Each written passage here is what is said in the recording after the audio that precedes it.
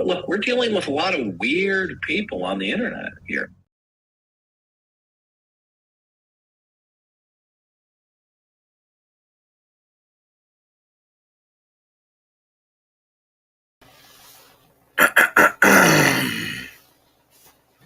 The Trusty Ape Podcast. Oh, shit.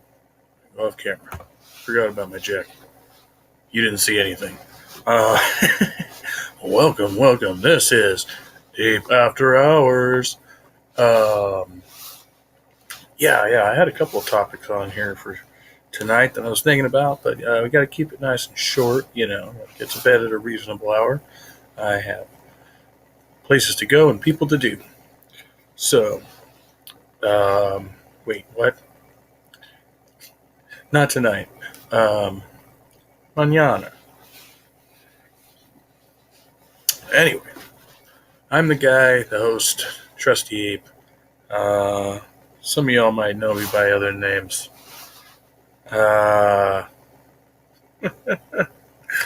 See, I have to make sure I don't say the other things that are on my mind. Okay. Leave those things alone. I was very interested in a stream James Apperson was having earlier regarding cancel culture, and I found it very relevant. But and I was listening to that for a while, by the way. Thank you, James. But I didn't want to lose the thought. I had a stream with Carol day before yesterday. It was the day before yesterday. Or yesterday. One or the other. Yesterday or the day before. Carol was streaming and was so gracious as to open up the room. We had a nice little conversation about different things surrounding our depression and being on the spectrum and other stuff. Just getting to know each other and chit chat a little bit. It's Carol the Atheist, Carol K. And we're discussing streaming together again soon, hopefully. So that would be nice. And I need to ask Carol if she's all right with me mirroring our conversation over here. I got to get better about asking permission about shit like that. I always feel like if I'm in the room, I'm just entitled to restream it. But then I'm like, no, the other person was really nice to let me on their channel, so I should have the courtesy to ask. And I'm just bad at shit like that sometimes. But I'll remember this one, I swear. So I just went and YouTube searched, and I think I'm arbitrarily choosing this guy because I really like his thumbnail. So I don't know. We'll see. These are 10-minute videos, so nothing too thick here. So we'll listen to what they have to say here on this one at the Aspie. Recordings just got better. Hey, it's Dana from StreamYard. I'm so excited to announce that local recordings are now available on StreamYard. Have you ever done a recording where your guest just had terrible internet issues? They were blurry, they were freezing. You could almost hardly hear them. Well, with local recordings from StreamYard, you'll be able to download a perfect quality video from your guest after the show. This means that no matter what you or your guest's internet connection is like, maybe he'll say it when we start the video. Bring autism and stimming so that by the end of the video, you'll know everything there is to know about stimming. Coming up. The Aspie world, that's what it is. I knew it was something like that. Hey, I'm Dan. I have Asperger's syndrome, ADHD, OCD, and dyslexia. I make weekly videos on this content, so consider subscribing to learn more. This video I'll also be covering some personal insight into stimming from my point of view, which I haven't really shared with anyone before. Welcome back to Aspie World Superheroes. I hope you are all doing awesomely well. I know I am. I'm feeling really pumped and awesome, ready to get this video done. And you know what? The best time of the week for me is my upload day, because I know that when my video goes up, all of you beautiful people come and talk to me on my Instagram, my Twitter, my Facebook. I love it. I absolutely love it. So if you're not already following me, go check it out. Hey, if you're not a part of the most accepting family on YouTube yet, make sure you hit that subscribe button and become part of the family. Okay, so every week I'll kind of read out some tweets or Instagram messages that you guys have sent me. So using the hashtag Aspie, the Aspie World, I have found 2 comments that I want to kind of read out. And the first one here is from Adam's Weather, and he said, "Do you have a girlfriend? And if so, how hard is it getting one? I do have a girlfriend, and it is hard to find somebody that you want to, spend your time with and be romantically involved with. And it does take time and effort. And it's pretty hard to find somebody like that because I guess everyone's individual. But I figure that you have to find somebody with a similar interest of you, or go to places of similar interest, and then you'll find people who like the same stuff as you, and then that's the best way to find somebody to kind of fall in love with, I guess. Okay, and the second question here is from Rach Chapman, and she said, who was the first YouTuber you watched? If you can't remember, who's your favorite YouTubers? Okay, so the first YouTuber I ever watched was, oh my goodness, probably Smosh. Back in the day, and then favorite YouTuber now is Peter McKinnon. So yeah, I mean, it was quite interesting. Smosh was, I think they were the first YouTuber I watched. It was really weird because I met them when I was in VidCon. I was hanging out in the YouTube lounge and I was talking to them for ages. And I didn't know these guys were part of the Smosh team. And Rogan was among the first. Okay, so autism and stimming. Phenomena. There wasn't like watching other shit on YouTube. What is stimming? Examples of stimming. Why people tend to stim. And if stimming is like a good thing or a bad thing. So stimming is an action that people do if people are on the autism spectrum. Some people do it if they have like extreme anxiety. I know people with ADHD also do stim, but mainly people who have like autism, Asperger's syndrome from the autism spectrum conditions do stimming. And stimming is a way of self-soothing and self-stimulatory behavior, which is basically like a comfort thing. So when someone's nervous, sometimes people pace up and down a corridor, and you might have seen this kind of behavior. So stimming is very similar to that kind of behavior, but it's more on like a small personal, localized level rather than a general level, like pacing up down the hallway when you're like anxious. And so stimming happens when somebody needs to self-soothe. It could be that they're feeling anxious about something. It could be that they're feeling kind of worried. It could be that they're having difficulty in their day. And what they'll do is they'll tend to do something like some younger children will stim like this, and they'll put their hands across their face like this. And they like seeing that because there's two things that are going on here. One is that the light is out of phase, so they can see the flickering of fluorescent bulbs, and this kind of cross phases it, so it makes it easier to see. But the other thing is that this is a stim, and they just like this repetitive behavior. So it's a repetitive behavior that helps you overcome an activity or a task or a situation that helps you soothe. So that is like stimming from like a child's point of view. Sometimes children will have like a specific thing that they like to stim with. So it could be a toy or like an item or an object that they'll just shake really fast in front of their face, or they'll have it in their pocket and they'll just shake it like a maraca. But for adults on the spectrum, stimming is kind of a little bit different than that. So some adults may like dance, or they may kind of move really repetitively. They may rock backwards and forwards. They may like tap like air drum. They may like tap their legs. They may like click their fingers. They may like flick their fingers really, really fast. And this is a way of stimming, but it's more of it's kind of like a way of getting out all pent-up emotion or anxiety or anxious feeling, just like the children would do with the thing, but it becomes like a soothing mechanism. So if you want to be soothed, like, if you go to bed, and some people find comfort in like, slippers and socks and all this kind of stuff, and they go to bed and they kind of feel all cozy. So it's kind of like having that feeling. It's feeling very cozy and feeling very soothed by something that you're doing repetitive, because with Asperger's syndrome and autism, people like to have repetitive actions to their life. It just helps them with their routines. So those are just some examples of stimming. There are probably more. If you're a college student. Okay, I mean, well, that makes sense. I don't know if his explanation is exactly best, as far as, I mean, maybe, he's talking about his own experience. I mean, we call it self-soothing, but like, yeah, the repetitive behaviors are like, for my situation, it's necessary to like, because if I don't have it, then the anxiety sets in, like, right? Like, so it's actually like almost a distraction of sorts, like from stillness, because once you have stillness, that's when you start getting like anxiety for me. So just like quiet. Oh, thank you, Hillary.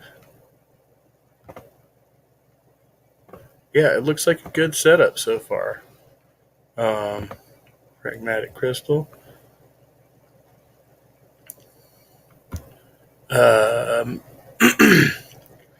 It's a good location, so landlord seems cool, and it has everything I need. So, is that bug? Okay. Let's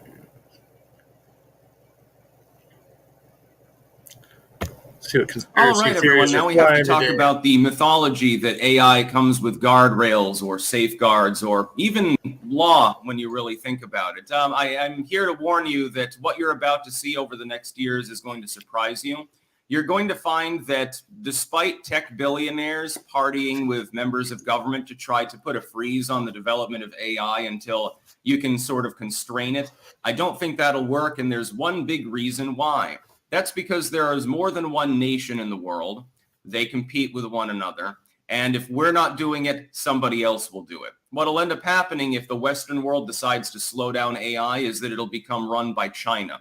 China will become dominant in it. Oh, boy. China, and to an extent, possibly India.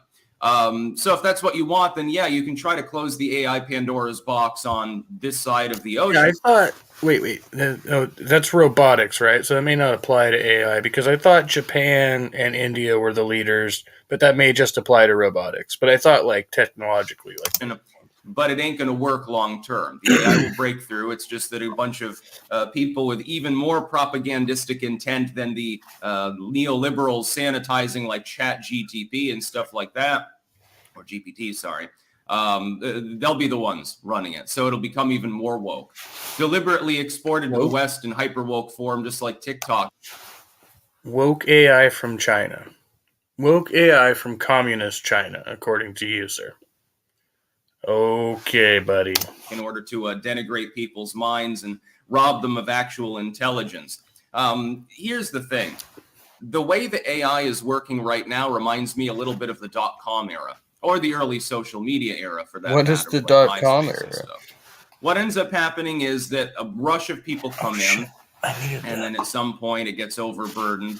It collapses. It overstretches itself. It's being used for too many things. It collapses, leading to the next wave of technology, and then rises back up. Again, like the collapse of MySpace predicates the rise of Facebook. The .com collapse wipes out a bunch of .com. I mean, Facebook was already on the rise at that point. It was just that when MySpace took a fat giant shit, like in my case, like it was just natural to integrate over to Facebook. I already had a Facebook profile. I just didn't use it very much. And then I was like, well, MySpace took a fat giant shit on me, so I guess I'll just switch to Facebook. Like, it was just an easy transition. There was no like, I don't know what you're .coms, but it leads to the massive growth of others that stayed in the game. So Yahoo is a sad memory, and AOL and all these others, but Google is huge, for example. And they branch out further, of course, and become a mega corporation, of course, under Alphabet. So Google itself is a sub-company, and a lot of people don't even know that. Crypto, great example. It's gone through several crashes. It's now rising its way back up, although it's not near its all-time highs. It appears to be doing the same thing. And this, by the way, despite a genuine effort by Western governments to put that genie back in the bottle.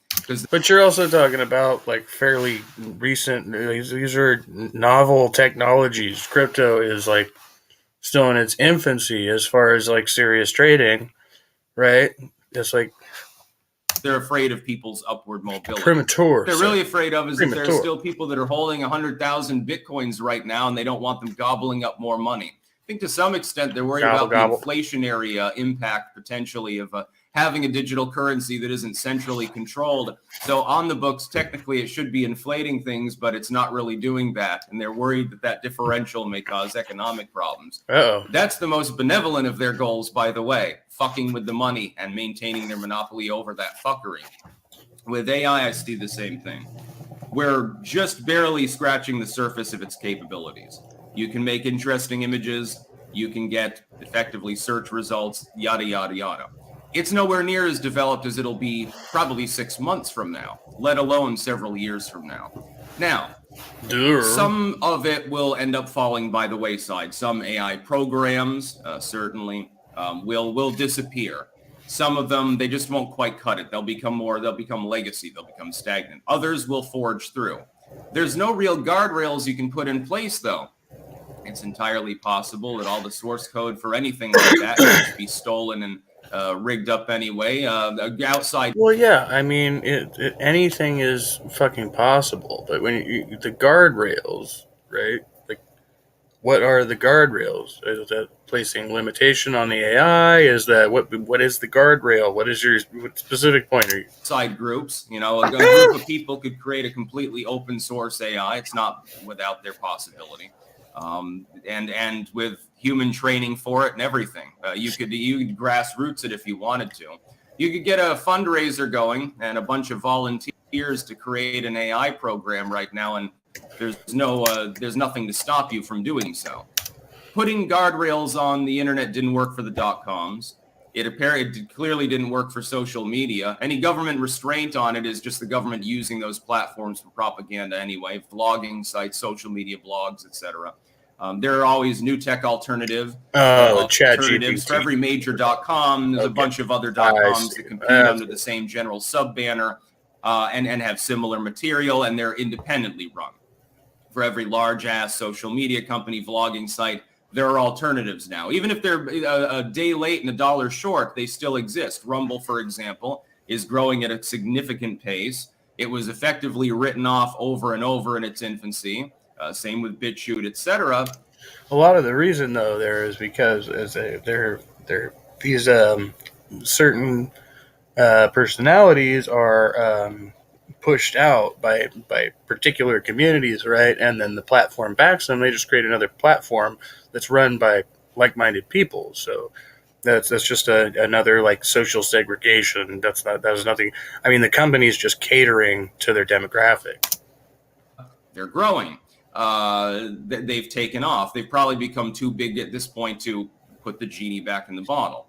Again, I think the same is true with crypto. A lot of the stupid coins, they're basically worthless. They're infinitely more and more diminutive as far as their value. So you need 1 million of them to get a penny. And so clearly it's the closest thing to them being effectively dead that you can get. But then you have Bitcoin or a few of the others. They're still stable. They're still workable. People are still interested in them, et cetera, et cetera. AI will be the same, and it will transform many things. AI is capable with a few more tweaks and a few more years development. A person is going to be able to think about music and record it from their mind, for example. Neuralink probably will be part of this. So Elon's trying to slow it down. That would be really useful for somebody like me. I could produce a hell of a lot more songs that way because I freaking like all day. Freaking, if I could do that, yeah. That he can cope with figuring out cybernetic implants to work with AI. I'm sure that's one of the reasons. Hey, if you could give me a cyborg implant and I could put all of the cool music that I think of actually into a file and make the actual music, I would kind of appreciate that because I don't know how to write musical notes and I'm not good with instruments, but I am good at thinking up cool songs and lyrics and things like that. It's a form of torment.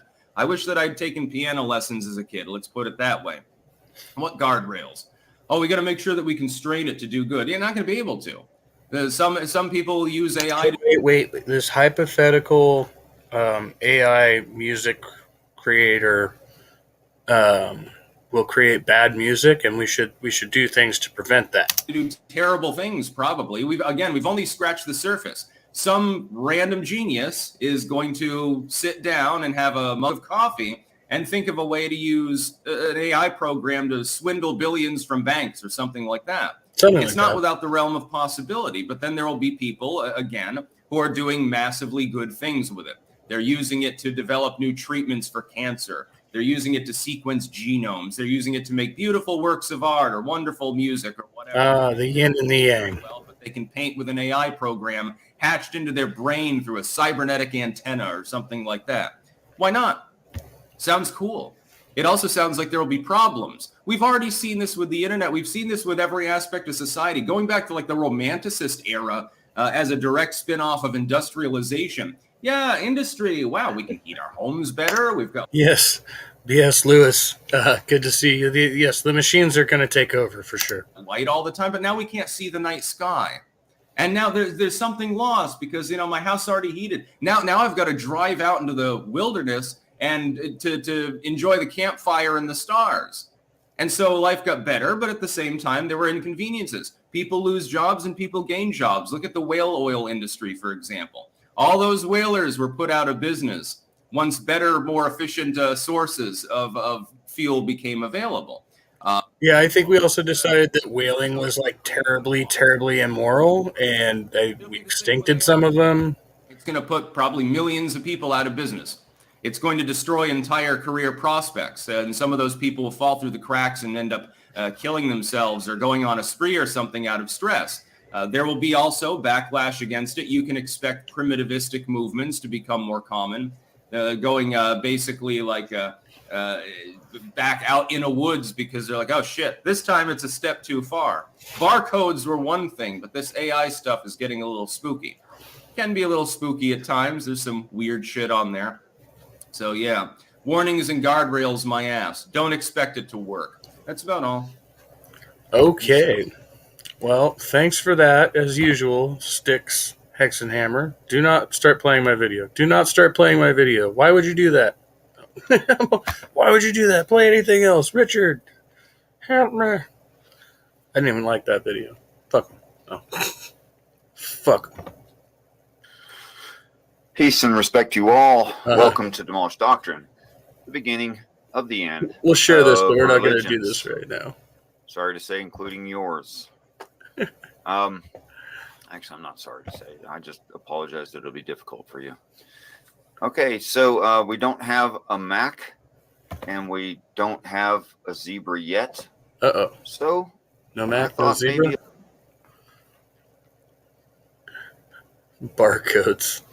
Yeah, I think the Satanists are going to have them tattooed on our foreheads or the back of our necks somewhere right before the AI lizard alien overlords release.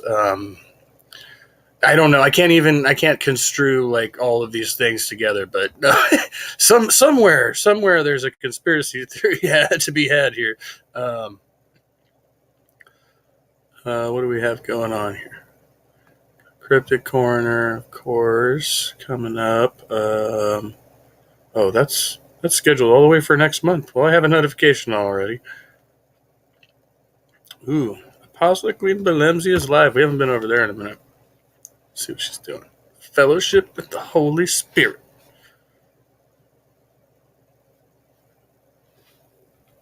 Have surrendered all to Him.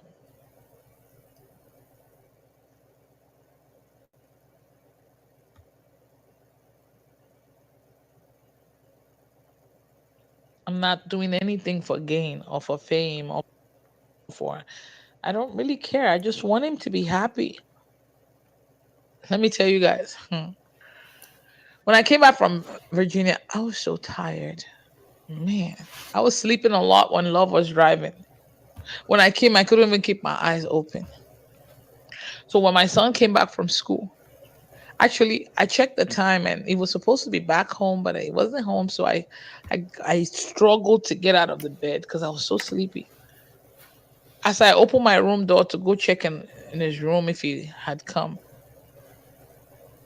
the door opened and he just arrived. And I was so happy. And I asked him about school and he told me school was fine. He talked to his teachers and they told him what he needs to do. Immediately, strength came over me. I was so happy. I said, thank you, Jesus. And then I now said, so check your calendar and tell me when is the next. So you're thanking Jesus because the school is functioning as it should. This holiday. My son went to check his school calendar. And guess what? Next week, what's it called? Next weekend is Easter weekend, right? Friday and Monday, there is no school. I say, wow, look at me. That was tired though. I was tired.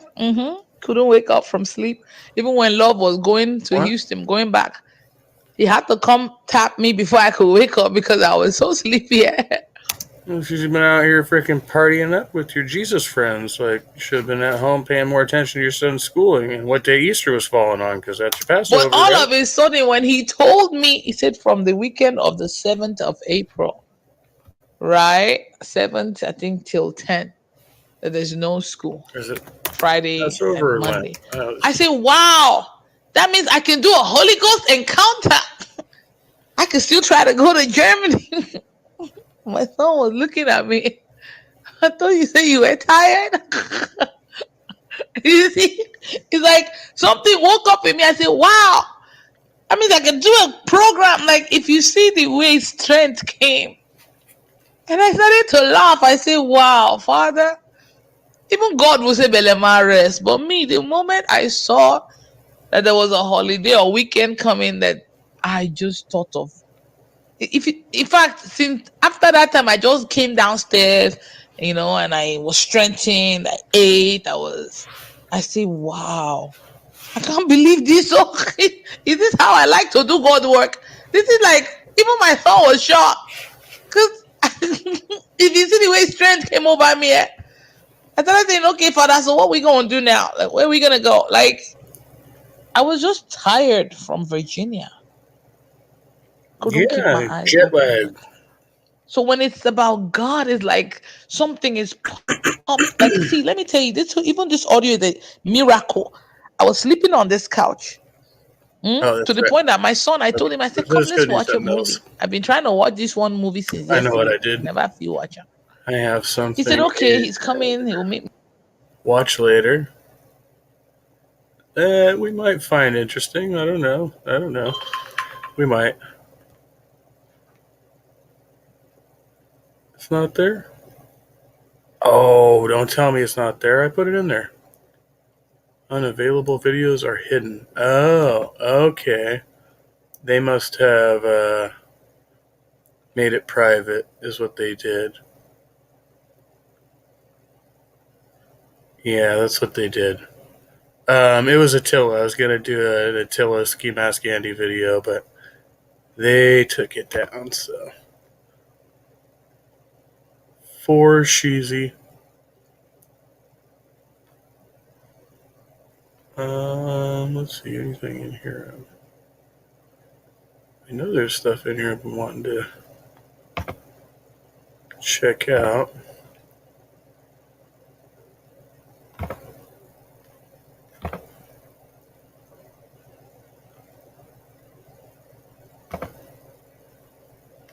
Keep telling myself I'm going to go through this list one day.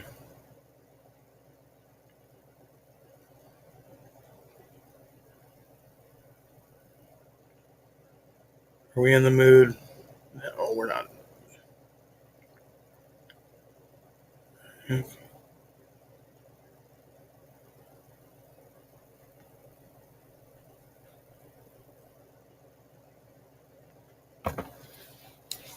Gotta remember this one.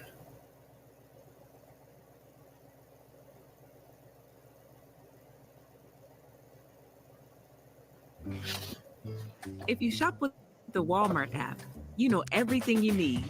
It's ads. Walmart. Video will play after ad. We can't skip it. Ah! You can spend a little less to get a little more to make life a little better. It's all right. We'll survive. All right. Oh, God. It's not going to be the same working here without you, Phil. I'm going to miss you guys. Truly sucks you're getting fired just because people can't take jokes anymore. I guess I should have just deleted my old podcast the moment I got the promotion. It's just not fair. So now we can't even use the N-word to describe people anymore? Guess not. Well, we all chipped in, and we got you something, Phil. Introducing the new Fisher-Price podcast set for white guys. Now you can shout every crazy thought in your head without ruining your life. It doesn't record anything at all. Wait, I probably shouldn't podcast anymore. I promised my bitch wife that Phil, we're white guys. We need to be able to say every dumb thing into a microphone and not get in trouble. It's just how God made us. The new Fisher-Price podcast set for white guys comes. That reminds me, I had this guy. This guy was fucking walking through my stop with a fucking shopping cart earlier, looking through the trash cans, which is fine. Like, we don't fuck with people doing that. But he was cracking me up, right? I go by to check him out. He comes up out. He has like his whole head in the trash can. He pops up, and he's got a frickin' whisker. He's got a whisker and he's holding it like it's the microphone. He's talking into it. He's just talking away to himself. I thought it was the greatest fucking thing. I had to sit there watching him for a minute. And he walks away with his shopping cart talking into his whisker. Comes with a mic, headphones, and a soundboard that doesn't record. Welcome back to the Mind Dojo. I'm Phil, and we got a ton of stuff to get into today. Plus, a battery life of 3 hours minimum. So you and your inflatable co-host can rant about everything you want, like sports. I mean, when you think about it, I'm blacker than Colin Kaepernick. That's so funny, man. Entertainment. If there was a show called Whitish, the left would lose their minds. You're so right. Totally. And science. Sorry, Big Pharma. I'm not just going to put some crap in my body without doing my own research first. Anyway, today's podcast is sponsored by Diamond Hog Male Enhancement Gummies. Look, guys, I don't know what's in this stuff, but it works. If you want to get as hard as a diamond... What the hell are you doing? It's not what you think. You promised me you wouldn't podcast anymore. This is the new Fisher-Price podcast set for white guys. It doesn't record. Fisher-Price? So it's a toy? Yep. And I can say whatever I want now, and I can never get canceled. Even the N-word. Why do you need to do that? Because if I don't, they win. Who's they? All of them. We can't let them beat us. Wait, is that camera on? Yes. So you are recording this? Just for my live stream. That doesn't make sense. How else am I supposed to get donations, Sharon? New Fisher-Price podcast set for white guys. Get yours wherever tactical gear is sold. Ages 31. Oh, that was precious. That's just precious.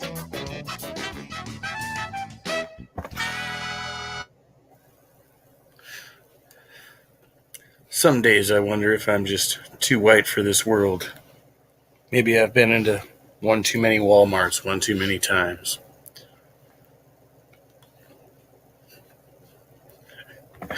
I can't keep a straight face. I can't fucking do it.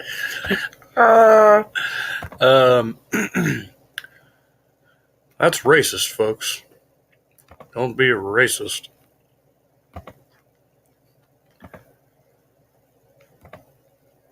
So there's a see, don't talk about the other thing on your mind. You're not supposed to talk about that, white guy. Oh. What was I supposed to say? I'm very bad at guessing people's ages. Like one of my coworkers, who I guess is aged very gracefully, who I thought was like my age or maybe even a little younger, is actually like 10 years older than me. So I guessed that one wrong. I found that out recently. I was like, whoa.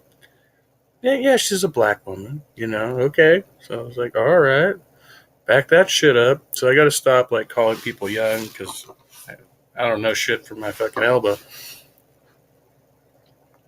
You're seeing this, right? Okay, I did share. Checking tweet notifications. I've seen these from the phone. This one. Okay, wait, we had something back here. Aha. Mark Price. Thanks for following. Follow back. Salim Ansari. Thanks for following. And follow back. I think we got all these ones. Let's just make sure. Always follow back on Twitter. Pursuing Truth Podcast. Follow back. The Highly Report. Follow back.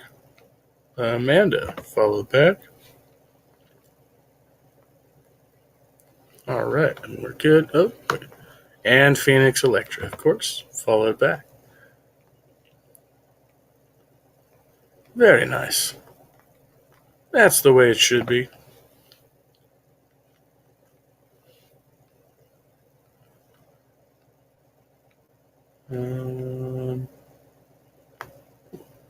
Seeing these. Good.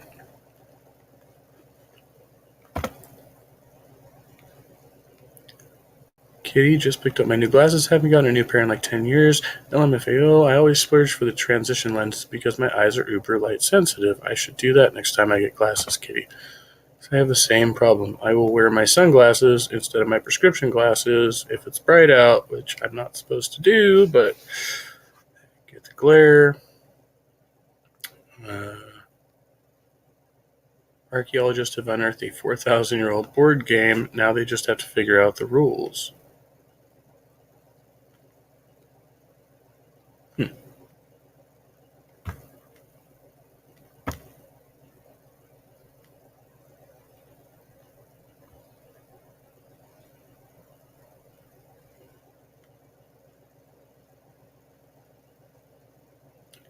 Jews are on the receiving end of 55% of all hate crimes, it says? Let's say 55%. How is a blue square going to help?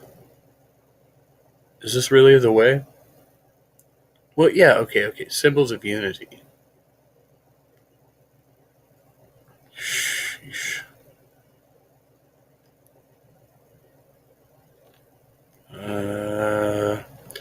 Okay, my sweet Dexy, I don't see atheists as intellectual. I've been around some, and not one has nothing on me. Even though some are intellectual, but many more are those that are not, just like anything in this world. You are very intellectual and smart. Be blessed, my beautiful sister. No,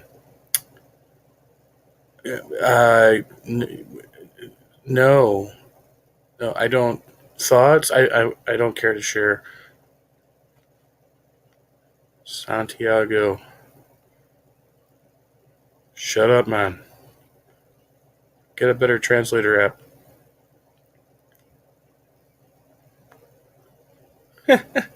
Hate atheists, so do we. Your typical atheist smokes marijuana, associates with Jews, masturbates regularly, partakes in deviant sexual proclivities, worships at the altar of the internet. To find out more, come to Atheist Awareness Week. Okay. And that's where we leave that one. Twitter's so toxic. Just makes me want to jump out of the nearest tree. 12:06 in the AM over here at where I am, wherever that is. All right, let's see. We'll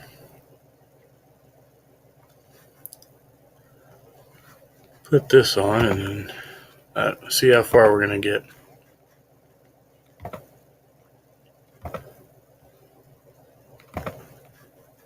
Heard it on the news. Heard it on the news.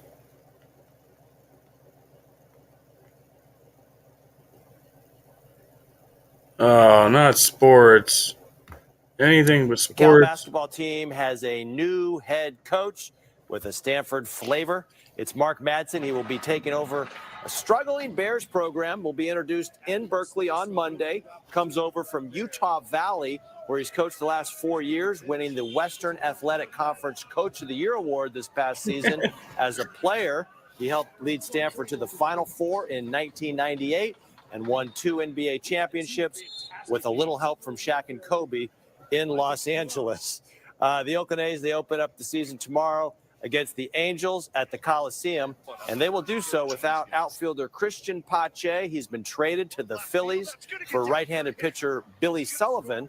Pache was one of the players the A's acquired in the Matt Olson trade a year ago and was considered to be one of the bright young prospects, but he batted just 191 last year and did not make the opening day roster. The Giants, meantime, kick off the season tomorrow morning in New York against the Yankees. First pitch at 10 a.m. And check this out. This is a new club. She seems like a whoa, that was a an decent interesting person. I don't know transition. much about her, so anything negative about this is stunning. Neighbors shocked tonight after learning the director of the San Jose Police Officers Association is facing serious drug charges. Nice. 11 o'clock news. Nice. I love it. Starts now. 64-year-old Joanne Segovia is accused of importing thousands of synthetic opioid pills and then distributing them across the country. Good evening, everyone. I'm Mike Meeback. And I'm Greg Lee. Prosecutors say the leader of the San Jose Police Union has been a part of the scheme for 7 years. KTVU's Henry Lee joins us now with the latest details. Yeah, Greg, authorities say between October 2015 and January of this year, Segovia had at least 61 shipments of pills mailed to her home in San Jose that were labeled as party favors, makeup, chocolate, and sweets.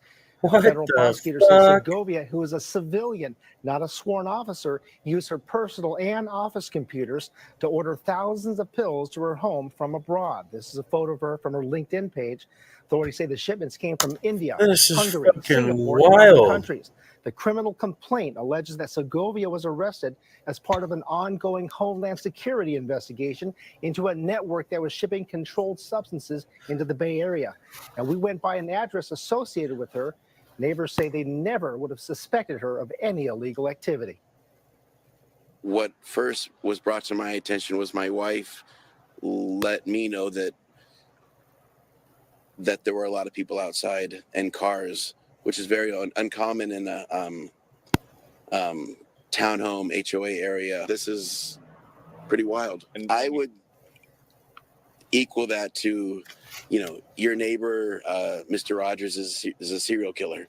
Not quite, but I mean, The that's federal pretty fucking complaint also bad. alleged Segovia used her office at the Police Officers Association to distribute some of the pills. For example, she allegedly used the POA's UPS account to send a shipment to a woman in North Carolina. The U.S. attorney says Segovia continued to order controlled substances even after being interviewed by federal investigators last month. A spokesperson for the police union responded to the charges, saying no one at the POA is involved or had prior knowledge of the alleged acts. The board of directors is saddened and disappointed at hearing this news. Give me a fucking and we have pledged break. to provide our full support to the investigative authorities. Now, the police union says Segovia is on paid leave. They say the union is cooperating with federal authorities as they continue their investigation. Greg? Some stunning allegations there. Henry Lee live in studio for us tonight. Henry, thank you. Oakland police announced the arrests of 4 people connected to at least 18 armed robberies in the city. Officials said the suspects were taken into custody yesterday. They say the 4 would commit as many as 5 robberies a night. Investigators say they typically targeted Latino men and women in East Oakland, including along Foothill and International Boulevard and Fruitvale Avenue. Oh, wow. These 4 individuals were terrorizing innocent victims in our city by pistol whipping them and robbing them of their personal items, ranging from the purses. I know International very well. There's a lot of people don't know this. There's a lot of animosity. Well, maybe a lot of more people did. I wasn't as aware of this, a number of years ago. A lot of animosity between the Black and Latino community, and so I'm suspecting they're talking about Black assailants targeting Latinos here, which is fairly common in that area. They have some beef, and it ain't no joke.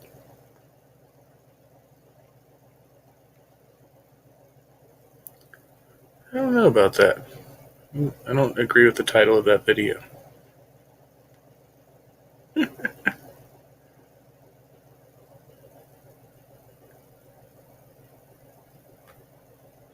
Okay. You know what? We'll do this. Find this character about as repulsive as any, and so...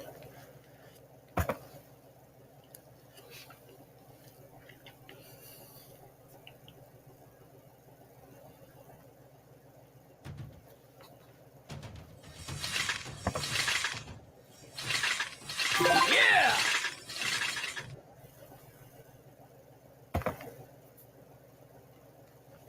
Let us turn to the left's repulsive response to Monday's shooting at the Covenant School in Nashville, Tennessee, because this was a Christian school targeted by a transgender killer. Thoughtful, heartfelt remarks from Democrats and the media mob, they have been few and they have been far between.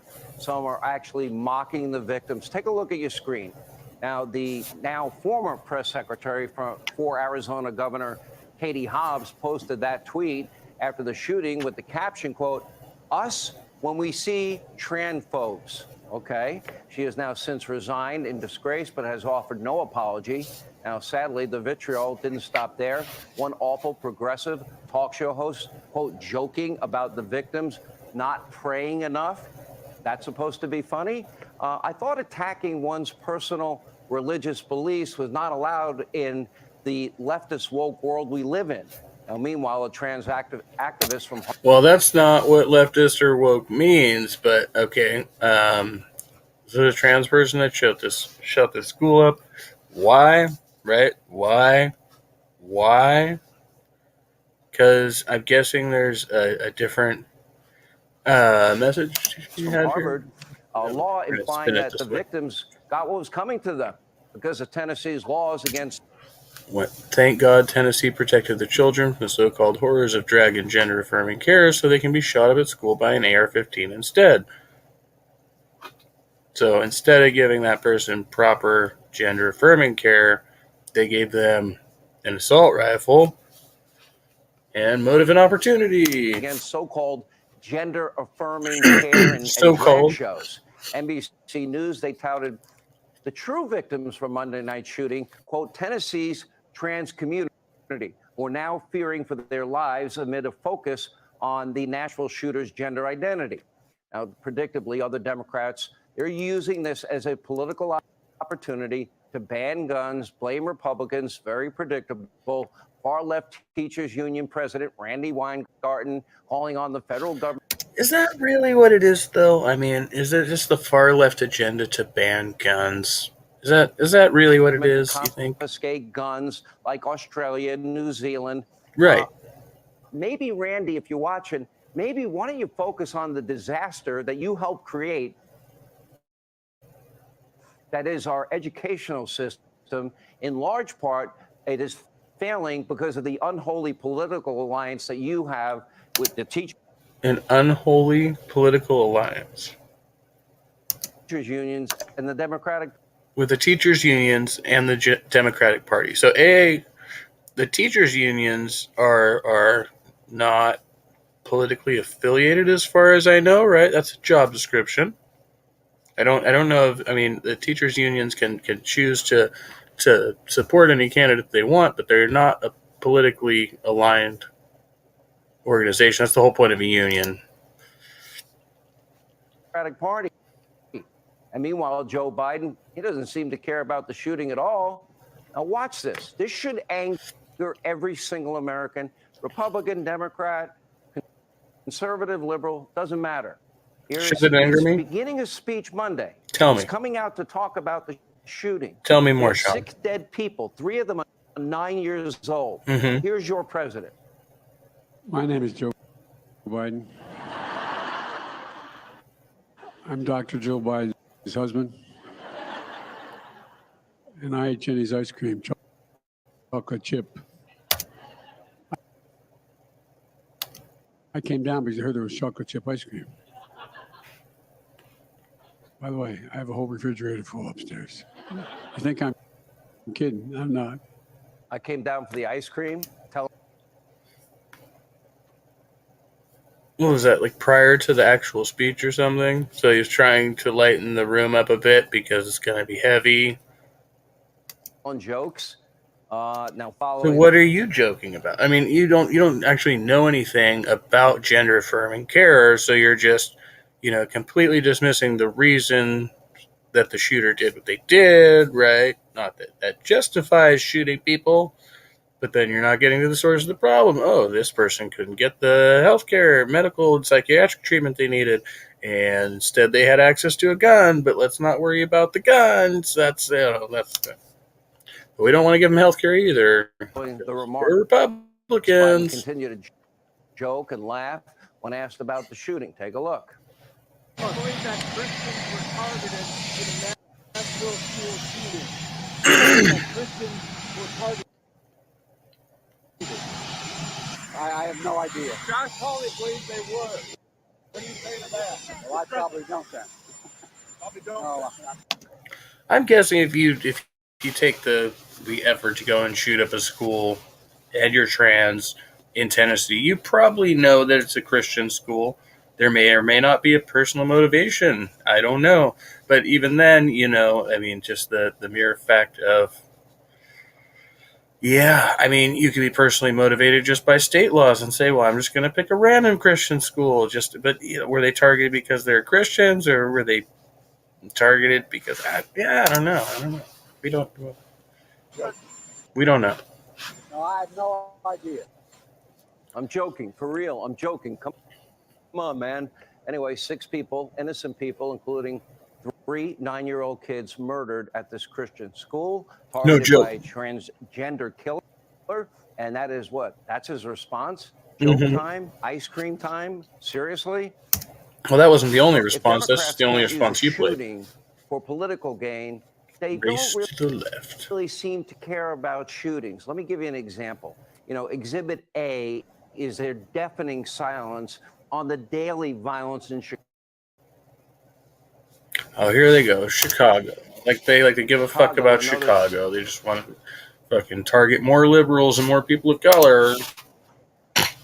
Big cities all across the country. Our friend Gianno Caldwell, my colleague, he lost his little brother in Chicago that was innocently, in the street, murdered, gunned down.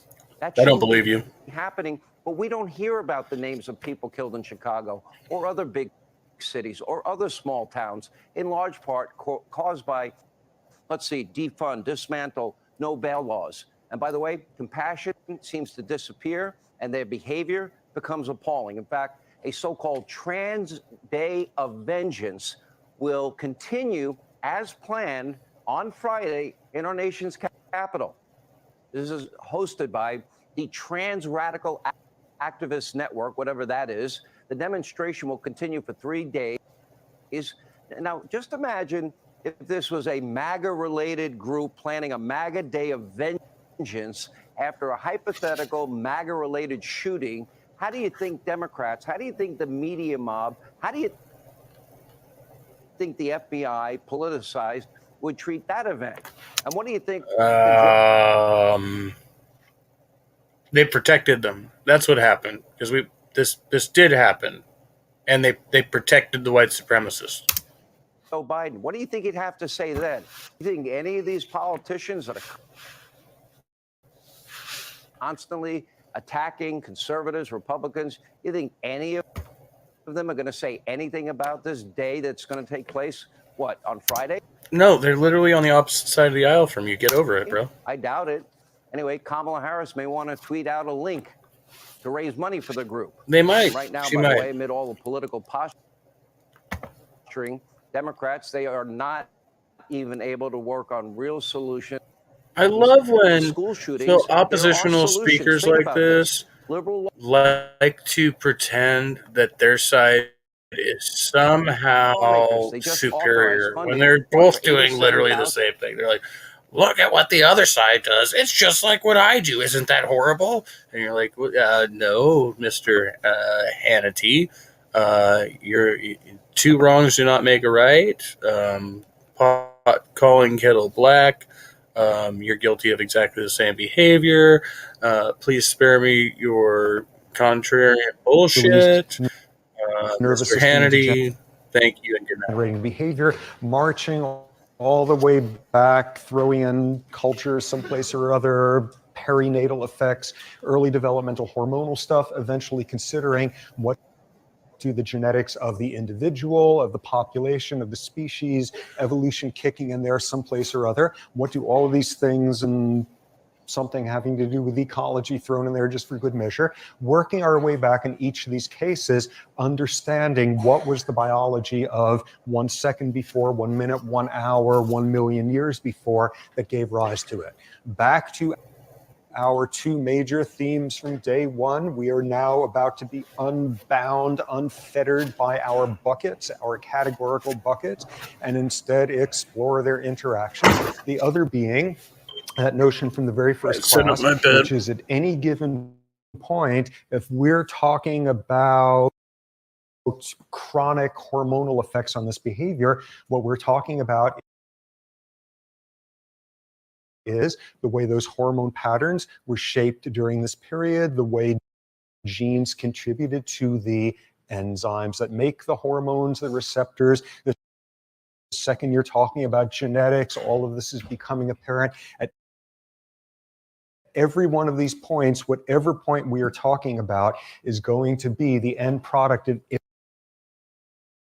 everything to the left, and just this temporary sort of footing before going to the things on the right. So this will be our strategy for ever after now. So we start off doing this with looking at sexual behavior, the neurobiology, the endocrinology, the early experiences, et cetera. So to inaugurate the second half of the course, and the fact that it's starting off with lectures on sexual behavior, it has to start off with the stupid obligatory sex joke. Okay. So the Martians come to Earth, and they turn out to be great guys. They're really terrific. They get along wonderfully with Earthlings. All of them like each other a lot. They're all becoming great friends. They pass their hours learning about each other's planets. What's the weather like there? What are sports like here? What are recipes? Everybody's getting along terrifically. And eventually, the Earthlings and the Martians are getting along well enough that they get around to asking the question that everybody's really interested in, which is, well, how do you folks go about reproducing? So the decision is made. The Martians are going to go first. So they clear out a big space, and a whole bunch of Martians come in there, and they stand on top of each other's heads, and their noses flash different colors, and steam comes out of various orifices, and there's clanking noises and whatever, and out pops a new little Martian. And the Earthlings say, wow, that was great, and love the concept, and I got great video of that, and that's terrific, and all of that. Okay, so that's worked out, and now it's the humans' turn. So a willing couple is found, and some space is cleared out, and the Martians sit down there with their video cameras as well, and clicking away, and this couple goes at it, and they finish the whole thing in a sweaty mess at the end, and the Martians say, that's wonderful, that's so interesting, you Earthlings are just endless, and the fascinating things you do, but we have one question though, and which is, so where's the new human? And they said, oh, that takes 9 months. They said, well, why were they in such a rush at the end? So our first question here is, why were they in such a rush at the end? Okay, 3 possible answers. Choice number 1, vote for it. Why were they in such a rush at the end? Number 1, because they were acting with this fervent desire to do something for the good of the species. Just seeing if any hands go up. That's a good thing. Option number 2, doing that because you want to maximize the number of copies of your genes passed on to the next generation. Option number 3, because it feels good. Okay, 1 hand goes up, and I'm not sure what that indicates about everyone, but I will remind you from the survey in the first class there that a far greater percentage of you want to learn about depression than about sexual behaviors. So there you have it with the Stanford experience. Okay, because it feels good. And what we deal with here right off the start is this important dichotomy between proximal and distal explanations for behavior. A distal explanation for sexual behavior, parentheses, why were they in such a rush at the end? Passing on copies of your genes, the effects of hormones on certain reward pathways in the brain, all of that.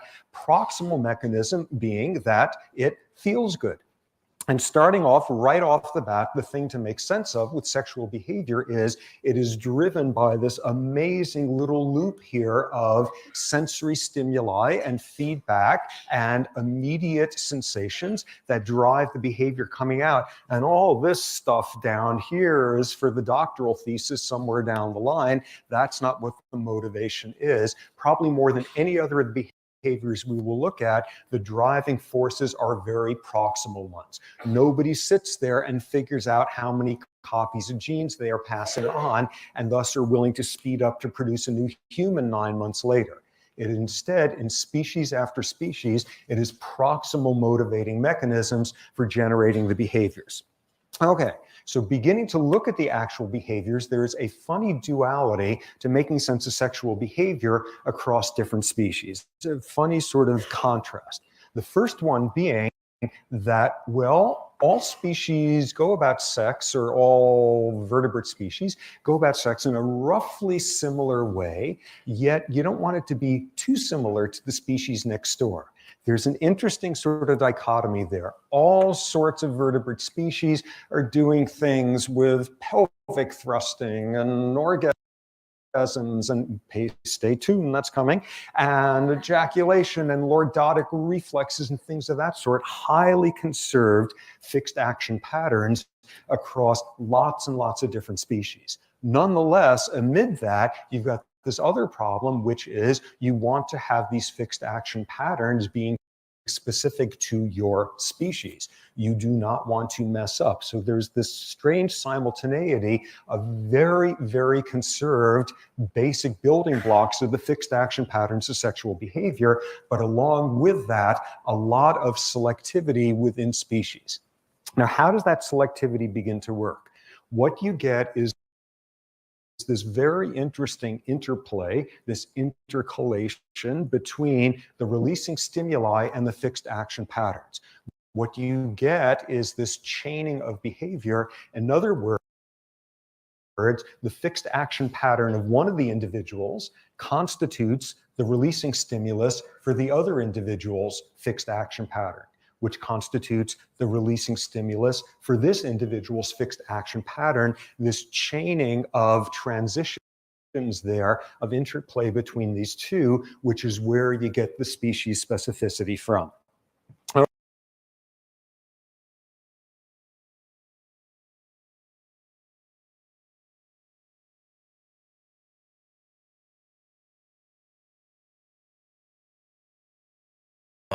My mic's muted. As always, I know what I'm doing here at the Trusty Ape podcast.